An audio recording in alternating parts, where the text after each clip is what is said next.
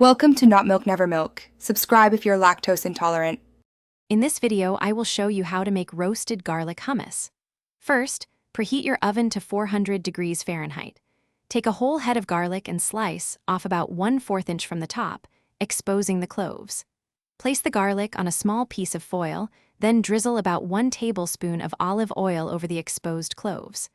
Wrap it up tightly and roast for 30 to 40 minutes until soft and golden brown. Once your roasted garlic is cool enough to handle, squeeze the soft cloves into a food processor. Add 1 15-ounce can of drained and rinsed chickpeas, 1/4 cup of tahini, and the juice of 1 large lemon. Next, pour in 2 tablespoons of olive oil and half a teaspoon of salt.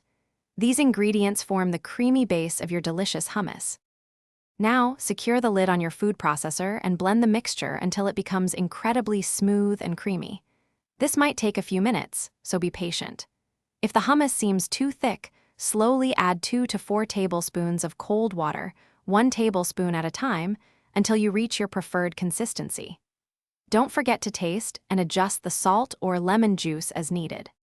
Your homemade roasted garlic hummus is now ready to enjoy. Spoon it into a serving bowl, then drizzle with a little extra virgin olive oil and sprinkle with some paprika for a beautiful finish. Serve with warm pita bread, fresh vegetables, or your favorite crackers. For easy meal prep, check the description for a link to leak-proof containers and other great deals. Store any leftovers in an airtight container in the refrigerator for up to 5 days. Thanks for watching. If this was helpful, leave a like and consider subscribing. See you next time.